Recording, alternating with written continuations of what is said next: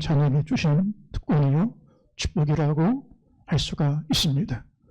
전능하신 하나님은 기도를 통하여 1:1로 대면하는 권세를 하나님은 우리 가운데 허락해 주셨습니다. 세상에 대통령 얼굴 만나는 거 힘듭니다. 청와대 대통령실에 들어가는 것 아무나 들어갈 수 있는 것 아닙니다. 하다못해 구의원만 돼도 만나기 어려운 것이 세상의 권력자들의 모습입니다. 그런데 만물 가운데 띠끌 같은 먼지보다 작고 미미한 피조물 등 된 인간이 온 우주 만물의 창조주요 생명의 주요 만왕의 주인 되시는 하나님을 기도를 통하여 1:1로 독대할 수가 있습니다. 1:1로 대면할 수가 있습니다. 1:1로 인격적인 대화를 나눌 수가 있습니다. 그래서 기도는 약속이고 특권이고 축복이라고 할 수가 있는 것입니다. 기도는 하나님과 인간 사이를 이어줍니다. 하나님과 나 사이 핫라인이라고 할 수가 있습니다. 아무리 긴급한 문제가 있어도 기도의 핫라인을 연결하면 하나님과 나 사이의 연합을 이룰 수가 있습니다. 기도는 보이는 세계와 보이지 않는 세계를 이어줍니다. 땅과 하늘을 이어줍니다. 시간과 영원을 이어줍니다. 견세와 영원한 하나님의 나라를 이어주는 것이라고 할 수가 있는 것입니다.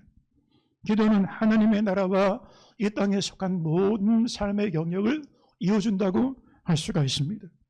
주님의 기도의 전반부는 하나님께 대한 기도를 드립니다. 주의 이름이 거룩히 여김을 받으시오며 하나님의 나라가 임하시오며 주의 뜻이 하늘에서 이루는 것처럼 이 땅에서 이루어지기를 원하나이다. 먼저 하나님께 대한 것을 구합니다. 그리고 후반부는 일용할 양식, 죄의 삶, 시험을 이기는 성도의 삶에 대하여 간구하는 것을 볼 수가 있습니다. 기도의 우선순위가 중요합니다. 먼저 구할 것이 있고 나중에 구할 것이 있는 것입니다. 집을 건축할 때 기초공사를 먼저 하고 집을 져야 됩니다. 토목공사를 제대로 하지 아니하고 기초공사를 하지 아니하고 기둥 먼저 세운다면 급하다고 해서 지붕 먼저 올리게 되면 거기는 거주할 수 있는 집이 되지 못합니다. 완전히 무너뜨리고 새롭게 지어야 되는 것입니다. 우리 인생의 공사도 마찬가지입니다. 신앙의 건축도 마찬가지입니다.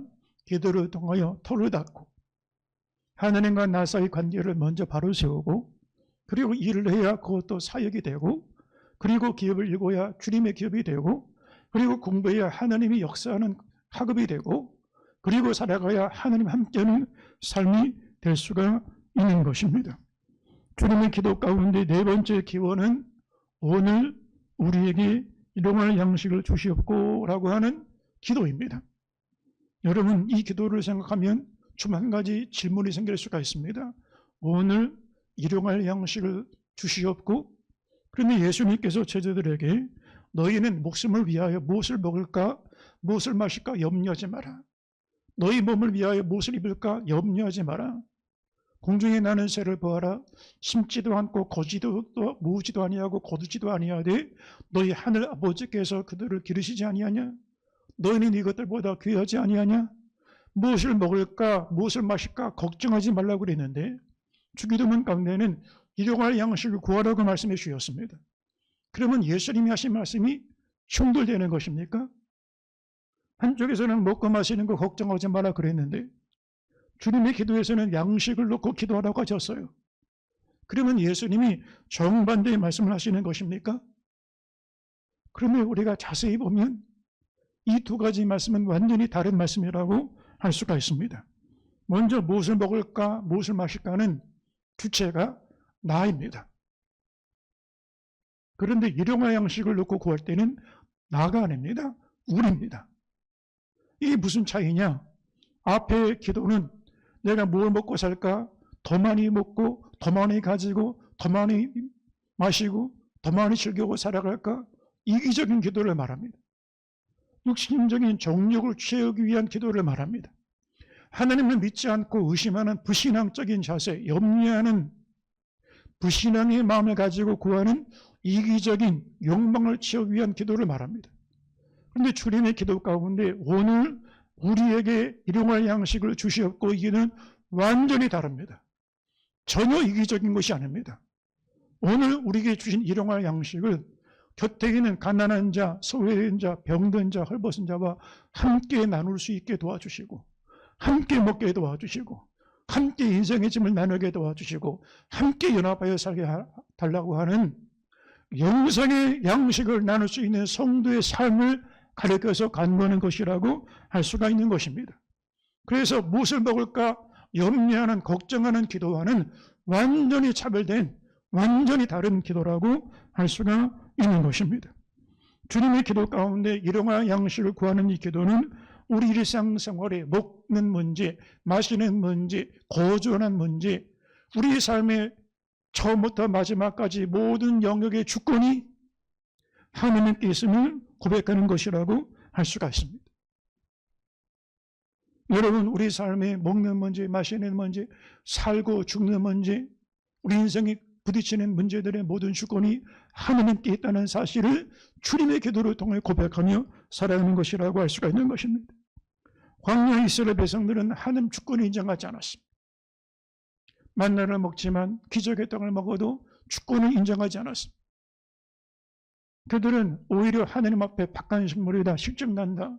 애굽에서는 참외도 먹고 오이도 먹고 부추도 먹고 파도 마늘도 있는 그런 양념을 섞어서 먹지 않았냐? 만나는 이것은 양념도 없이 어떻게 박한식물을 먹냐? 좀 고기 좀 실컷 먹었으면 좋겠다. 원망했습니다. 이들은 육신적인 육체 욕망을 위해서 구한 것입니다. 하나님께서 그래? 그러면 내가 너희가 이 고기가 실컷 먹게 실증날 정도로 고기를 너희들이 보내줄게. 그들이 하룻밤 자고 일어나니까 진중에 메추라기가 날아와서 진중에 무릎 높이까지 쌓이고 가득하게 쌓였습니다. 그 메추라기 가져다가 그들이 원하는 음식을 먹기 시작할 때, 탐욕에 져서 막 먹기 시작할 때, 고기가 이 싹에서 씹히기도 전에 하나님께서 심판을 시작하시는데 그들이 죽어나가기 시작하는 것입니다. 그 탐욕의 장소를 가리켜서 기브롯 핫다다와라고 말했습니다. 인생이 그렇습니다. 뭘 먹을까? 더 많이 먹으려고 합니다. 뭘 가질까? 더 많이 가지려고 합니다. 더 많이 가지려고 하고, 더 많이 누리려고 하고, 더 많이 높아지려고 합니다. 그러면 이르는 마지막 천국은 어디냐? 기브롯 핫다다와 그 욕망이 탐욕의 무덤 앞에 서게 되었습니다. 우리가 기도하는 기도는 하나님 더 좋은 거 먹게 도와주세요. 더 많이 먹게 도와주세요. 더 많이 가지게 도와주세요. 육신의 정욕을 위하여 기도한다면 그의 기도는 기브롯 핫다다와 탐욕의 무덤 앞에서 종국을 맞이하게 되어지는 것입니다. 절대로 주님의 기도는 자기 욕망을 채우기 위한 기도가 아닙니다. 하나님 내 곁에 가난한 자, 헐벗은 자, 굶주린 자, 병든 자, 소외된 자, 그들과 함께 먹이게 도와주시고, 함께 옷을 입게 도와주시고, 함께 양식을 나누게 도와주시고, 함께 연합하게 도와달라는 그런 기도라고 할 수가 있는 것입니다. 일용할 양식을 주시옵고, 이 기도는 하루하루 살아가는 것이 내 힘과 능력으로 사는 게 아니라 하나님의 은혜 안에 있음을 고백하는 기도라고 할 수가 있습니다. 왜 일용할 양식이 아니라 이틀치 양식을 주시옵고, 아니면 한 달치 양식을 주시옵고, 라든지 1년치 양식을 주시옵고, 내 노후 10년, 20년의 양식을 주시옵고 구하지 아니하고 일용할 양식을 두고 기도하라고 하셨을까? 여러분, 하나님께서 광야 이스라엘 백성들을 인도하실 때 만나를 주셨는데 하루치만 주셨습니다. 그런데 그 중에 이스라엘 백성 중에 아니 나는 이틀치를 거둬야 되겠다. 내일 일을 나는 모르니까 아니 나는 한 달치 거둬야지. 그래서 다른 사람은 믿음으로 순종해서 딱 하루치만 거뒀는데 다른 성도는 가서 일주일치를 거둬옵니다. 다음날 일어나서 보니까 벌레가 먹었습니다. 곰팡내가 납니다. 썩어져 있는 음식이 되어버립니다. 이건 버려지는 쓰레기가 되어지는 거예요. 여러분 집집마다 보면 냉장고가 몇 대씩 됩니다. 그런데 냉장고 안에 오랫동안에 쟁여놓은 음식들이 있습니다. 그러니 날짜가 지나서 1년, 2년 지난 음식들 한꺼번에 이걸 정리하다 보면 서로 버려지는 음식들이 더 많습니다. 집집마다 보면 그릇도 몇 년 동안에 한 번도 꺼내놓지 않은 그릇들이 있습니다. 그런데 또 새 그릇을 사고 또 새 그릇을 삽니다. 또 집집마다 옷들을 보면 몇 년 동안에 한 번도 꺼내지도 않는 그런 옷들이 많습니다. 그런데 또 새 옷을 사고 또 명품을 사게 되고 명품 중독에 빠져서 명품이 마치 내 인생을 명품으로 만드는 것처럼 외형적인 관심에 몰두하는 경우들을 봅니다. 그런데 내 옆에 형제들이 지금 굶어 죽어가고 있습니다. 헐벗고 있습니다. 지금 우리나라가 복지가 잘 되어 있다고 하지만 그 사각지대가 얼마나 많습니까? 그런데 이 성도가 지금 버려지는 음식 쓰레기들, 버려지는 그릇들, 버려지는 옷가지들이 넘쳐났는데 주일날 나와서 기도하면서 하느님 더 많이 먹게 도와주세요. 더 많이 가지게 도와주세요. 더 좋은 명품 갖게 도와주세요. 라고 하면 하느님이 그 기도하는 성도에게 뭐라고 하실까요? 그건 범죄라고 말씀하는 거예요. 그거는 의리도 아니고 신앙도 아니고 범죄라고 말씀하는 거예요. 내가 형제, 내 곁에 있는 형제, 가족, 이웃에 굶주리고 헐벗고 병들고 소외된 데 돌보지 않고 나만 잘 먹고 잘 살기 위해 기도한다면 그건 범죄라는 것입니다. 왜 하나님께서 하루씩 만나러 주셨을까? 광야에서 이틀씩 만나는 짐입니다. 양식이 아닙니다. 어차피 내일 되면 하나님 또 주시는데 이틀치를 갖게 되면 그건 쓰레기가 되고 짐이 되어버립니다. 알렉산더 왕이 이끄는 군대가 페르시아를 정복을 할 때 병사들이 진군을 하는데 다 지쳐 있습니다. 그리고 기력이 다 떨어져 있습니다. 전투력이 바닥에 났습니다. 그런데 알렉산더 대왕이 보니까 이유를 정확하게 알았습니다. 이유가 뭐냐? 가는 곳마다 전쟁에서 이기면서 노획물을 거두기 시작하는 거예요. 그래서 이쪽 주머니에다 채우고 이쪽 주머니에다 채우고 여기다 등짐 지우고 말한장에다 싣고 낙타도 싣고 하다 보니까 다 지쳐버리는 거예요. 노획물이 너무 많아가지고. 그래서 알렉산더가 페르시아를 정복하기 위하여 어떤 명령을 내리냐? 그 자리에 전 군대를 멈추게 하고 모든 노획물을 불살하게 만들어버렸습니다. 이거는 전리품이 아니라 이거는 짐이라는 거예요. 전투하는 군인은 가벼워야 전투력이 생기지 그거는 짐이라는 거예요. 오른쪽 주머니 채우고 왼쪽 주머니 채우고 여기다 등짐 지고 그런데 여러분 그거 다 인생의 짐이 돼버립니다. 왜 하나님께서 하루치 만나러 주실까? 하루하루 감사하는 믿음으로 살아가라는 거예요. 하루하루 주를 의지하고 살아가는 거예요. 믿음으로 사는 게 그것이 하루의 영생이라는 거예요. 영리하고 살면 그건 영생이 아니라는 거예요. 이웃과 함께하며 나누고 연합하며 살면 영생이고 나은 사람 잘 먹기 위해 오른쪽 주머니 채우고 왼쪽 주머니 채우고 사는 건 영생이 아니라는 거예요. 그건 범죄라는 것입니다. 일용할 양식을 주시옵고 이 주님의 기도는 절대로 나은 사람 잘 먹고 잘 살기 위하여 더 많은 양식을 구하는 더 많은 축복을 구하는 기도가 아닙니다. 우리 대한민국이 얼마나 잘 삽니까? 1년에 쌀이 넘쳐나가지고 정부에서 이 쌀을 보관하는 비용만 몇백억을 씁니다. 그런데 지구촌한 쪽에서는 굶어 죽는 사람들이 많습니다. 그런데 하나님 대한민국 더 복을 주세요. 더 복을 주세요라고 말하면 하나님 뭐라고 하시냐? 대한민국이 선교적인 사명 감당하지 않고 썩어지는 양식, 버려지는 양식이 되면 이건 죄라고 말씀하는 거예요. 여러분 이 기도문 중에 우리가 중요하게 봐야 될 단어가 있습니다. 우리에게라고 하는 단어입니다. 우리에게 양식을 달라는 거예요. 나은 사람 먹여 살려달라는 게 아니에요. 흔히 가진 자의 도덕적인 의무를 가리켜서 노블리스 오블리제라는 말을 씁니다. 이 노블리스라는 말은 닭의 벼슬을 말하고 닭 벼슬 있잖아요. 빨간색. 그 다음에 오블리제라는 말은 달의 노른자를 말합니다. 이거는 가진 자의 도덕적인 책임과 의무를 말하는 것입니다. 닭의 사명은 벼슬 자랑하는 데 있는 게 아니라 봐라 내가 얼마나 아름다운지 뽐내는 게 아니라 알을 낳아서 사람들을 행복하게 만드는 게 책임이고 의무라는 거예요. 사람들이 자기 가슴 벼슬 그게 지식이면 지식이고 지위면 지위고 권력이면 권력이고 명예면 명예인데 그걸 자랑하는 게 아니라 다른 사람들과 함께 책임을 감당하고 의무를 감당하는 게 먼저라는 것입니다.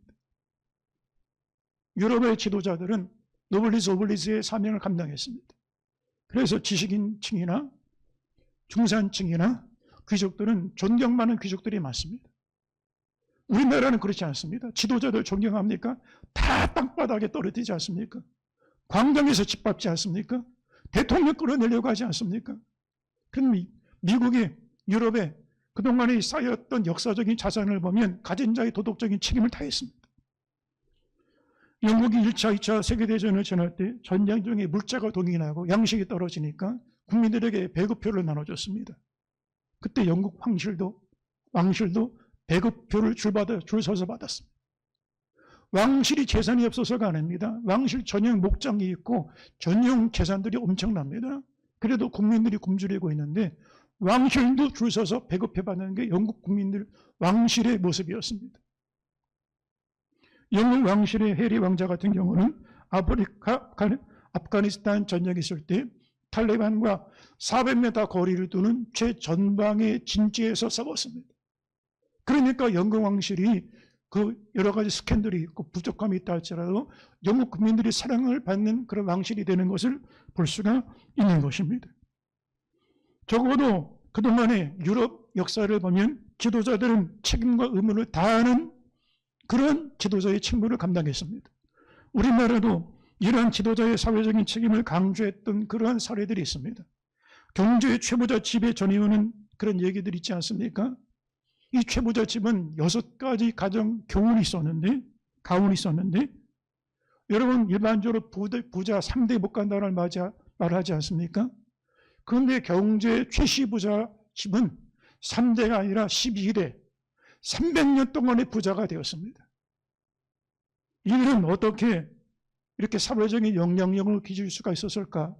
그 재산을 사회를 향하여 이웃과 함께하는 그런 재산으로 쓰임받았고 1950년 전 재산을 영남대학교 전신이었던 대구대학에 기증하면서 12대까지 그걸 이어갔습니다. 그런데 이 가정에만 이어가는 가훈이 있는데 첫 번째, 절대 진사 이상의 벼슬을 하지 마라. 개인 욕심 부리고 높은 벼슬을 하려고 하다가 세파에 휘말려 집안이 화를 당할 수 있다. 욕심 부리지 말라는 거예요. 두 번째, 재산은 1년에 2만석 이상은 모으지 마라. 지나친 욕심은 화를 부른다. 세 번째, 나그네를 고이 대접하라. 누가 봐도 넉넉히 대접할 줄 알아라는 거예요. 네 번째, 흉년에는 남의 집에 논밭을 매임하지 마라. 우리나라는 흉년, IMF가 올 때 부자들은 그 돈 가지고 더 많이 가지려고 하고 더 많이 정치하려고 하지 않았습니까? 그런데 다른 사람 피눈물 날 때 다른 사람의 재산을 탈취하지 말라는 거예요. 내가 여유 있다고 해서 그것 가지고 탈취하지 말라는 거예요. 가문이 며느리들은 시집이 오면 3년 동안 무명옷을 입어라. 무명옷은 가난한 자들이 옷입니다. 내가 어려움을 겪어봐야 다른 사람의 고통을 헤아릴 줄 안다는 거예요. 그렇지 않으면 어려운 사람 앞에 갑질하는 사람이 되어버린다는 거예요. 무서운 사람이 되어버린다는 거예요. 사방 백리에 굶어주는 사람이 없게 해라. 특별히 흉년에 굶어주는 사람 없게 해라. 백리 안에 굶어주는 사람이 있으면 최부자 집의 허물이라는 거예요. 우리 사회는 더 높은 지위 가진 사람들이 더 가지려고 합니다. 더 높아지려고 합니다. 그래서 우리나라가 지금 양극화 때문에 여러분 남북 간의 갈등보다 양극화가 더 심각한 갈등이 되는 것을 볼 수가 있는 것입니다. 우리 사회의 지도자들에 대한 신뢰와 존경이 있습니까? 국회의원들 존경합니까? 사장, 회장들 존경합니까? 그 능력은 인정하지만 존경은 하지 않습니다. 여러분, 가진 자가 더 많이 가지려고 하고 가난한 자의 머리 티끌까지 탐하고 약탈하는 세상은 병든 사회입니다. 이건 사회적인 자정 능력이 상실한 사회입니다. 그 사회의 종국은 마지막 멸망을 향해 가는 것입니다. 로마가 그러다 멸망했고 러시아가 그러다 멸망했습니다. 주님의 나라에 기도에서 보여주는 하느님 나라는 절대로 그런 나라가 아닙니다. 주의 이름이 거룩히 여김 받으시고 하느님 나라가 이 땅에 이루어지고 주의 뜻이 하늘에서 이룬 것처럼 이 땅에 이루어지는 그 나라는 우리에게 양식을 주시오. 가진 자는 없는 자의 형편을 돌보고 배운 자는 그렇지 못한 사람을 섬길 줄 알고 높은 자는 낮은 자와 더불어 함께 고통의 짐을 나눌 줄 알고 내게 양식이 있으면 그 양식을 나눠서 함께 양식을 책임질 수 있는 그런 나라가 하느님의 나라라고 할 수가 있는 것이고 주님의 기도가 우리 안에 이루어지는 성도의 기도라고 할 수가 있는 것입니다. 초대교회는 성령 받고 자신의 재산과 소유를 팔아 가난한 자들에게 필요를 따라 나눠줬습니다. 그래서 초대교회는 구제하면서 가난한 자들이 없어지게 됐습니다. 굶어 죽는 자들이 없었습니다. 만약에 교회 성도 가운데 굶어 죽는 사람이 있다, 그 교회가 범죄하는 것입니다. 소련의 러시아 전교회가 무너질 때, 러시아 전교회가 여러분 1000년이 넘는 역사가 있습니다. 그런데 공산주의 혁명이 무너졌습니다. 왜 무너졌습니까? 더 화려한 건물, 더 화려한 음악, 더 화려한 건축, 더 화려한 지위, 그러다가 무너졌습니다.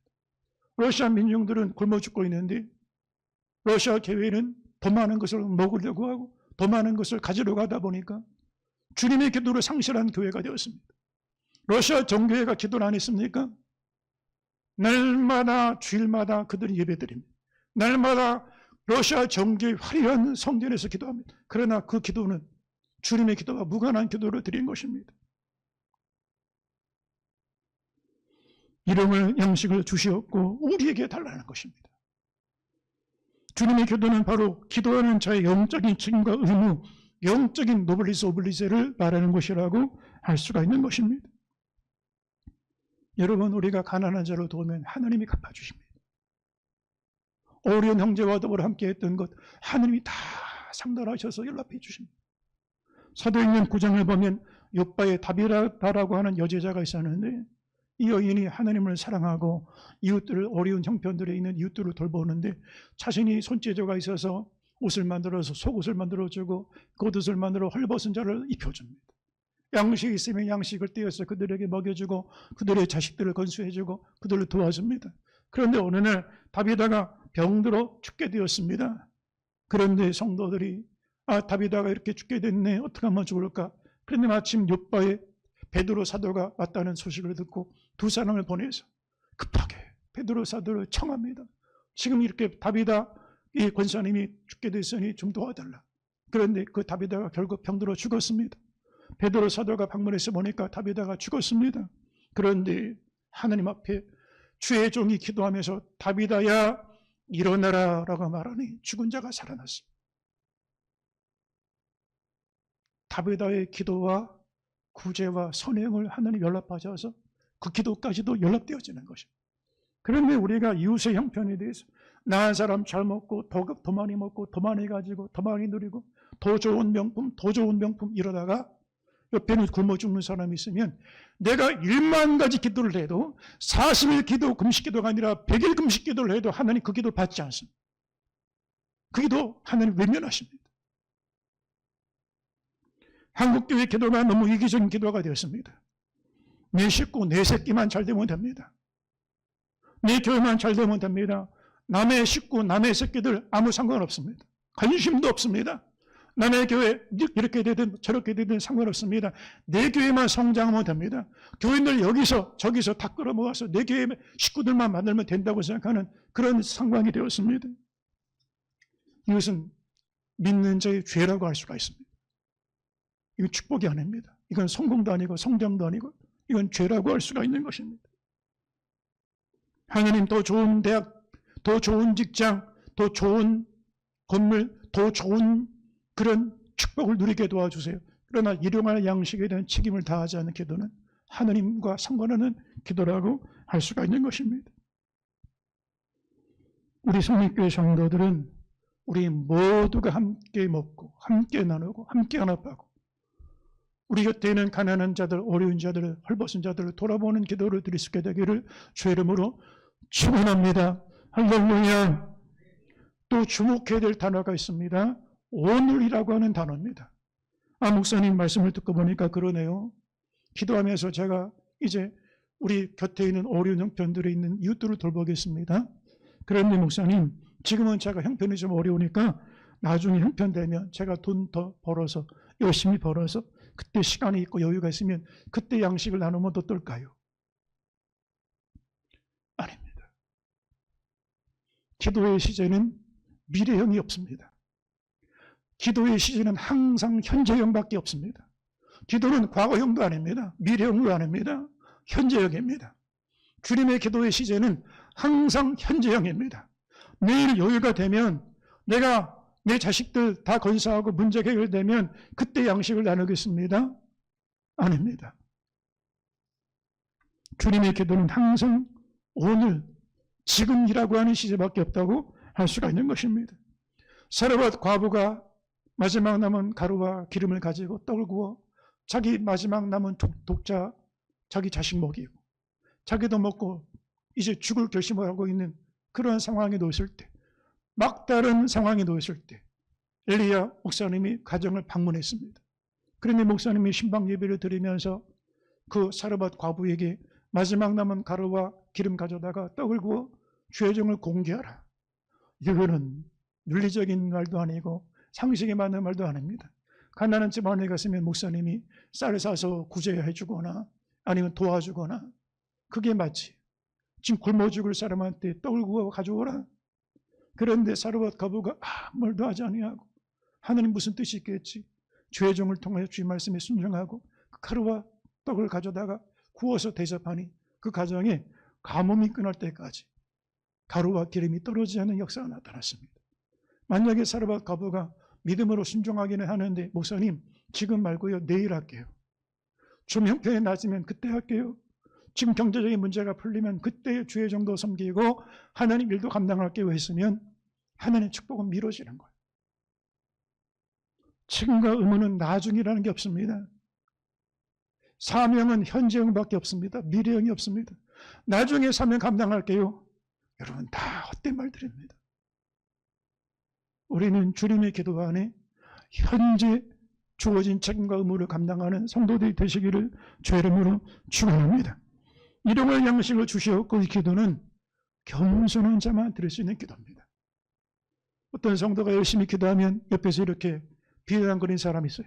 야, 기도하면 쌀이 나오냐 밥이 나오냐? 기도할 시간에 돈 벌어야지, 기도할 시간에 일해야지, 너는 한가롭게 지금 기도하고 있냐? 얼마나 교만한 얘기입니까? 여러분, 내 돈, 내 삶이라는 말을 우리 사회가 잘 쓰잖아요. 내가 돈 벌어서 내가 산다는 거예요. 내가 공부해서 내가 열매를 누린다는 거예요. 내가 일해서 내가 소득을 얻어서 내가 열매를 먹는데 누가 뭐라 하는 거예요. 그런데 과연 그럴까요? 농부가 씨를 뿌리고 심는데 그 씨를 누가 주었습니까? 씨앗 속에 보이지 않는 생명을 누가 담아 주었습니까? 그 씨가 자라게 사계절 비를 주시고 햇빛을 누가 주었습니까?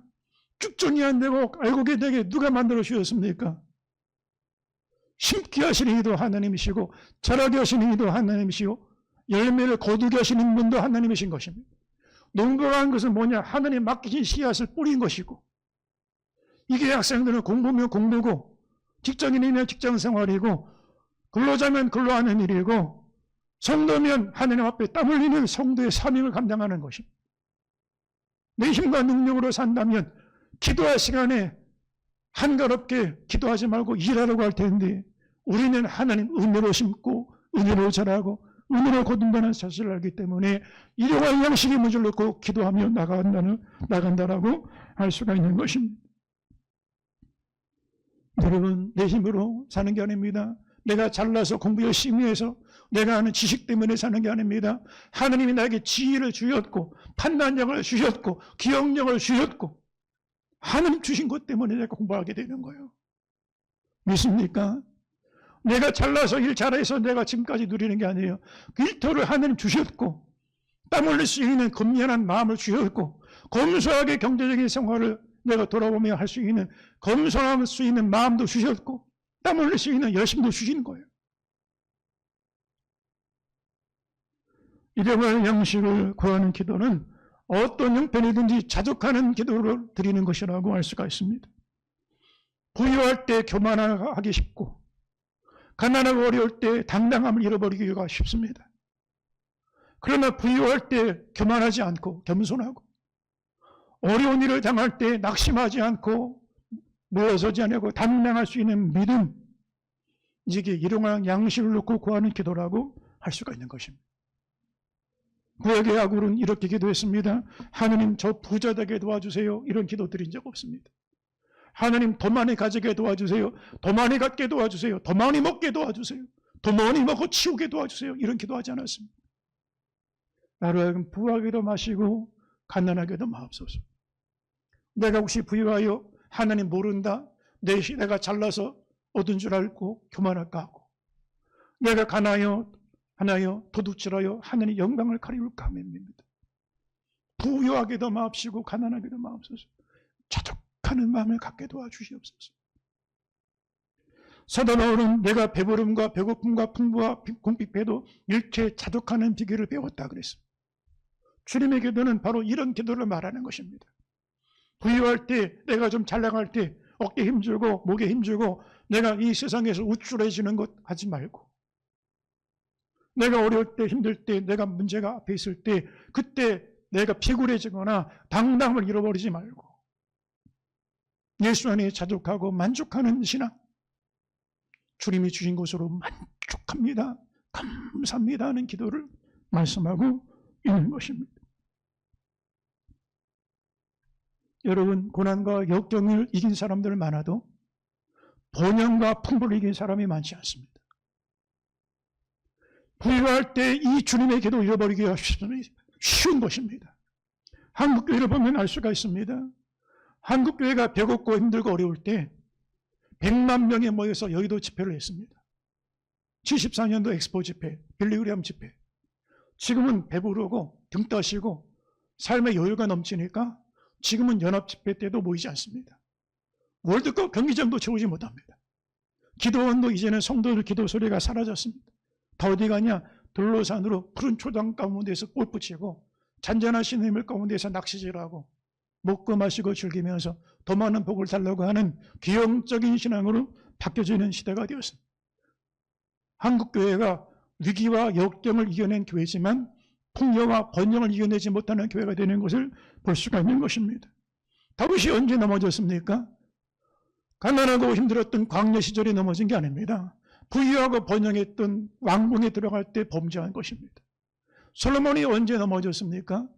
겸손했을 때, 처음 시작할 때, 그 마음이 가난할 때는 범죄하지 않았습니다. 그러나 다 된 줄 알았을 때, 내가 최고로 생각할 때, 그때 1000명의 여인을 두고 우상숭배에 젖어서 결국 범죄하고 넘어지게 되어지는 것입니다. 고난보다 어려운 게 번영입니다. 가난보다 더 힘든 게 부자가 되는 것입니다. 그때 기도, 주님의 기도 잃어버리지 않게 되기를 주의 이름으로 축원합니다. 할렐루야. 이러한 양식을 주시옵고 기도는 지극히 작은 것까지 하느님과 의논하라는 것입니다. 자녀들이 부모에게 평소에는 말 한마디 없어요. 전화도 없어요. 그런데 1년에 한두 번 갑자기 전화가 와요.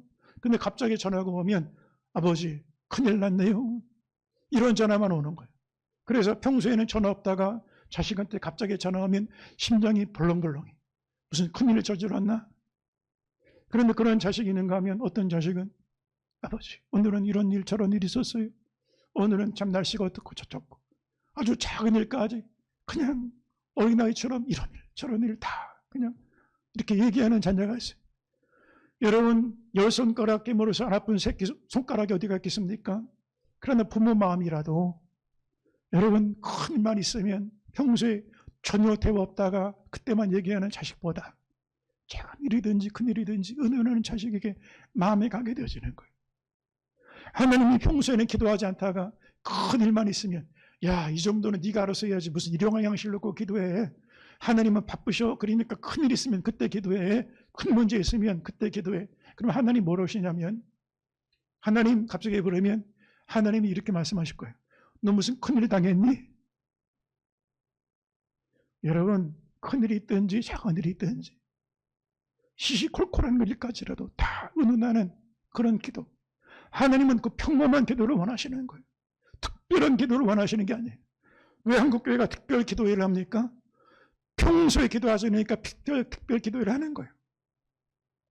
평범한 기도, 일상적인 기도, 작은 일, 사소한 일까지 주님과 의논하는 기도가 이러한 양식을 구하는 기도라고 할 수가 있는 것입니다.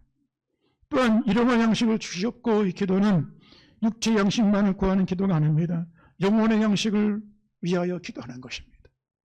사람이 떡으로만 사는 것이 아니라 하나님의 입으로 나오는 말씀으로 산다 그랬습니다. 이화여대 교수를 지내고 문화부 장관을 역임했던 이어령 교수, 한국 지성을 대표했던 이어령 교수가 교회를 나갔습니다. 세례를 받았습니다. 원래 반기독교적인 기성인이었습니다.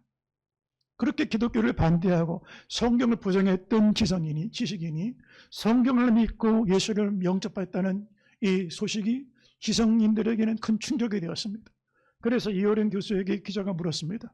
왜 교수님이 교회를 나갑니까? 이분의 대답은 간단합니다. 배가 고프면 어디 갑니까? 식당 가죠.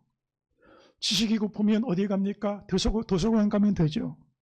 그럼 영혼이 고프면 어디를 갑니까? 교회 가면 됩니다. 나는 교회 가서 영혼의 양식을 얻으려고 교회를 나가게 되었습니다. 사람은 육체, 물질, 유물론자들이 말하는 그런 물질로만 구성된 사람들이 아닙니다. 우리 존재는 영혼을 가지고 있습니다. 하나님이 숨결을 불어넣어 주셔서 당신의 영을 우리 가운데 불어넣어 주셨습니다. 우리 영을 하나님의 영과 대화 나누고 우리 영이 하나님의 영과 연합하여 살 수 있는 영적인 존재로 만들어 주셨습니다. 그래서 육체 양식만 가지고 되는 게 아닙니다. 영의 양식을 먹어야 되는 것입니다. 그래서 우리가 하루에 3끼의 양식을 먹지 않으면 육체가 버틸 수 없는 것처럼 아무리 교회를 다닌다 할지라도 성경 말씀을 영혼의 양식으로 삼고 강단에 선포되는 주의 말씀을 영혼의 양식으로 삼아서 영육간의 양식을 충만케 채워달라고 하는 기도라고 할 수가 있는 것입니다. 우리나라가 지금 식탁에 양식이 부족해서 지금 사회가 이런 혼란에 빠졌습니까? 여러분 요즘에 요리 프로그램이 세계적인 히트를 쳤다고 그래가지고 더 비싼 요리, 고급 요리가 아주 정말 국민들이 관심이 되는 그런 시대가 되었습니다. 그런데 여러분 이 사회의 혼란, 왜 마약에 빠지고 도박에 빠지고 게임에 빠지고 음란에 빠지고 이 사회가 혼란에 빠져 살아갑니까? 양식이 없어 주림이 아니라 물이 없어 가람이 아니라 여호와의 말씀을 듣지 못한 영적 기갈이라고 할 수가 있는 것입니다. 청년들의 가슴에 영혼의 양식이 떨어졌고 10대 아이들의 마음속에 생명의 양식이 없으니 헛된 것, 썩어질 양식을 구하며 썩어질 즐거움을 구하며 살아가는 것을 볼 수가 있는 것입니다. 일용할 양식을 구하는 성도들, 영혼의 생명 양식을 구하는 성도들 되시기를 주의 이름으로 축원합니다. 일용할 양식을 주시옵고 기도는 땀 흘려 일하게 해달라는 기도입니다. 성경에 일하기 싫거든 먹지도 말라 그랬습니다. 앉아서 누가 거저다가 주는 그런 열매를 구하는 기도가 아닙니다. 우리나라가 그릇된 복지정책, 포퓰리즘에 빠져서 다 퍼주는 정책을 합니다. 아이들한테 청소년 수당 주고 청년들한테 몇십만 원 그냥 수당 주고 실업자들한테 수당 주고 제가 언젠가 한 가정을 신방을 했더니 직장 생활을 안 해요.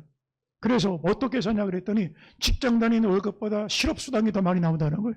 그래서 한두 달 다니다가 실업게 내버리고 실업수당 받아먹고 또 직장 한두 달 다니다가 실업수당 받아먹고 그렇게 산다는 거예요.